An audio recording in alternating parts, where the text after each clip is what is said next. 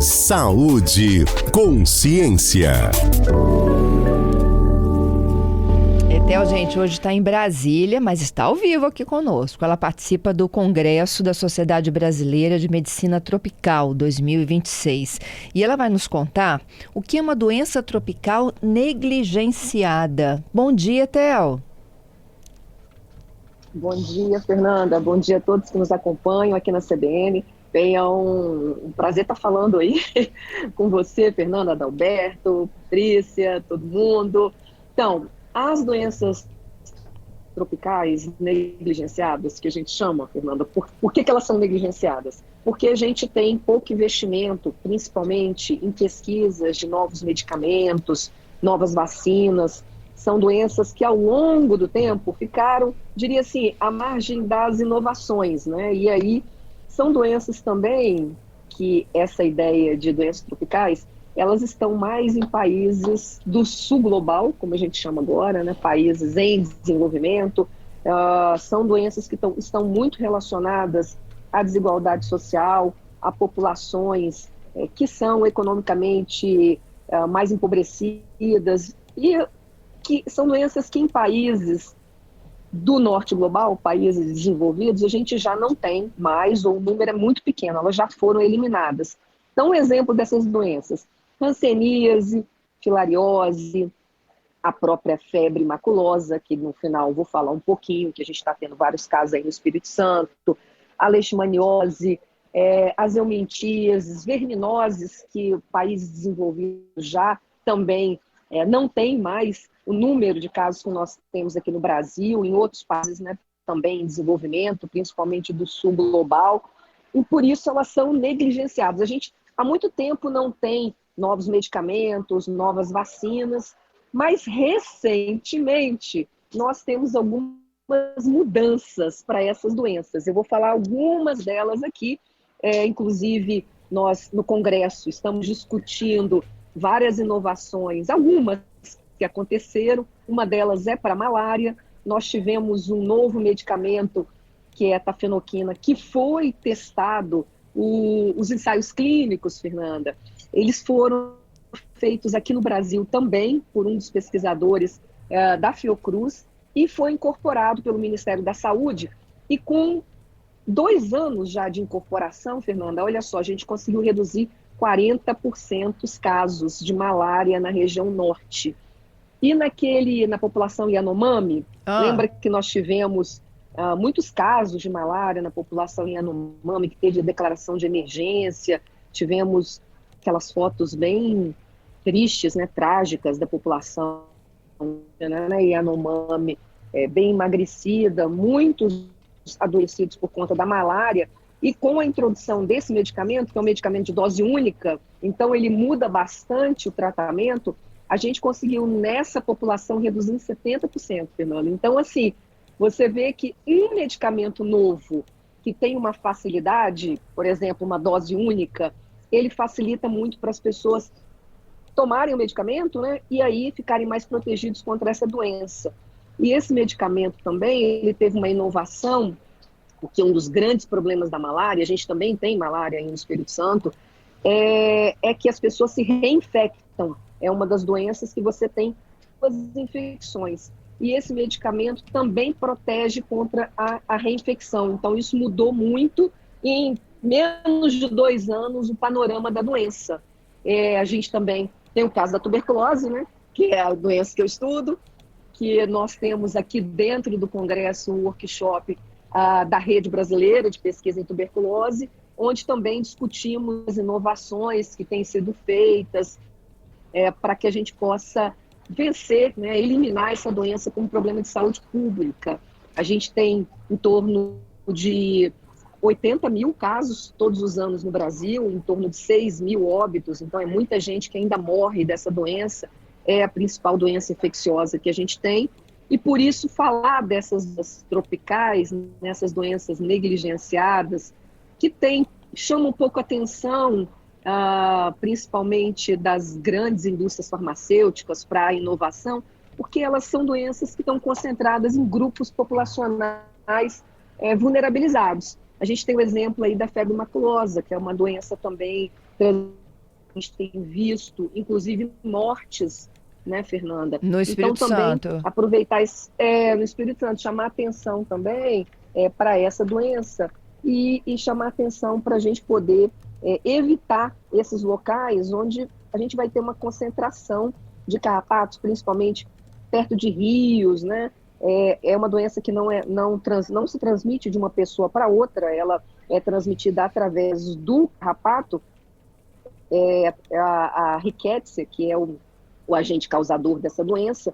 Então, a gente precisa ter contato com esse carrapato. E eles ficam geralmente em animais próximos a rio, em locais eu diria assim, que não estão perto do domicílio, em locais onde tem mais florestas, onde muito próximos de rios. E aí a gente precisa também alertar a população que isso está acontecendo. É uma doença que dá uma febre alta, dor de cabeça, dor muscular, a pessoa fica muito prostrada também, tem náuseas, vômitos. Como a gente está tendo alguns casos aí no Espírito Santo, e essa doença é uma doença que não é tão conhecida dos profissionais de saúde, é muito importante, se as pessoas tiverem esses sintomas, que são sintomas que podem ser de qualquer doença infecciosa, né, Fernanda? Esse início, ele se confunde muito. Por isso é muito importante procurar um serviço de saúde, não ficar tendo esses sintomas em casa. Oi, Theo, eu não sabia. A malária você pode pegar mais de uma vez, então? Pode. Esse é um dos grandes problemas da malária. Pessoas que vivem nessa região, elas se reinfectam. Então, por exemplo, você teve uma malária, você tratou, curou, mas você mora na mesma área, que tem um mosquito que está infectado. E aí você se reinfecta. E tem gente que mora em áreas, principalmente na região norte, né, do país, na região amazônica, e mesmo pessoas que vão visitar, né, vão passear, regiões que podem se contaminar com a malária, mas em especial as pessoas que moram, porque como as condições não mudam, o mosquito está ali, o mosquito está infectado, ela se reinfecta. Então tem pessoas que tiveram 7, 10 malárias e o organismo fica muito debilitado. Então esse novo medicamento que foi incorporado, a tafenoquina, esse medicamento tem essa vantagem, ele diminui a possibilidade de reinfecção, o que muda bastante, já tem mostrado, né, como eu falei, essa redução de 40% na população geral e 70% nessa população indígena, que fica ainda mais dentro da floresta, então acaba se reinfectando muitas vezes. Então a gente viu uma diminuição significativa em menos de 2 anos de introdução do medicamento, mostrando aí o poder da ciência, né, Fernanda? A ciência, a inovação, a importância da gente ter novos produtos. E até a estratégia de encurtar, né? Ou como você lembrou aí do tratamento, porque, por exemplo, da tuberculose são 6 meses, não é isso? Isso. E aí o que faz? As pessoas vão desistindo na metade do caminho? Exatamente. Essa é a clássica história da tuberculose. Em geral, com 2 meses, as pessoas já vão se sentindo bem, elas vão ficando melhor, porque os medicamentos vão fazendo efeito, e aí a pessoa tem a falsa impressão que ela curou. Mas para curar é preciso tratar durante esses 6 meses. Nós temos agora estudos que estão em andamento para poder encurtar esse tratamento, mas até agora ele ainda é de 6 meses, infelizmente. Entendido. Mas tem estudos aí que eu acredito que a gente vai conseguir fazer um encurtamento. A gente já conseguiu fazer encurtamento de tratamento preventivo, porque a tuberculose, diferente da Covid, que não tem tratamento preventivo, a tuberculose tem tratamento preventivo. E aí a gente já conseguiu também fazer esse encurtamento para 2 meses, e agora tem pesquisas mostrando para 1 mês. Então, são avanços imensos, porque antes também era 6 meses. Eu, por exemplo, Fernanda, já me infectei com Mycobacterium tuberculose, eu trabalho com tuberculose há muito tempo, e eu fiz tratamento preventivo para não ter a doença, porque você se infecta, não necessariamente você vai desenvolver a doença. E como isso foi em 1995, eu fiz tratamento por 6 meses. Então, agora, as pessoas que se infectam, profissionais de saúde também, familiares, né, de pessoas que estão com tuberculose, o tratamento é encurtado, é muito melhor daquele que eu fiz, a ciência vai evoluindo e é isso que a gente está discutindo no Congresso aqui, essas mudanças, essas inovações e como elas estão mudando a epidemiologia da doença. O Etel, e assim, ela é uma doença negligenciada por nós, pacientes, ou até pelo poder público? Isso. Quando a gente fala negligenciada, é mais pelo poder público e pelos financiadores, porque quando a gente pesquisa, né, Fernanda, depende de financiamento. Para a gente ter um novo medicamento, uma nova vacina, a gente depende de grandes financiamentos para poder fazer todos aqueles estudos de ensaio clínico. A gente já falou aqui várias vezes, né? Tem os estudos em animais, tem os estudos de fase 1, fase 2, fase 3, tanto para medicamento quanto para vacina. Tudo isso a gente necessita de financiamento para estudar se esse medicamento ou essa vacina vai fazer efeito. E esses financiamentos para essas doenças, esse financiamento é muito pouco, é muito insuficiente, porque o que acontece em geral? Por que a gente diz negligenciada? Porque as grandes indústrias, elas investir e ter um retorno financeiro daquela venda do produto, né? Como essas doenças negligenciadas, elas estão em países, em geral, de pouco poder econômico, não há um interesse grande do investimento, porque depois, para vender esses produtos, você tem dificuldade para vender para esses países. Então, infelizmente, a gente tem os interesses econômicos falando mais alto, né, do que os interesses da população, né, essas doenças. Entendido. Perfeito. Ô, Etel, bom trabalho aí nesse congresso, hein? Obrigada, Fernanda. E queria só reforçar aí para deixar essa mensagem da febre maculosa, porque como a gente teve casos de óbito, inclusive, né, para a gente reforçar que isso está acontecendo, a vigilância está da vigilância do Estado, a vigilância dos municípios, para alertar as pessoas, né, para um passeio, né, vai para uma cachoeira, para o rio.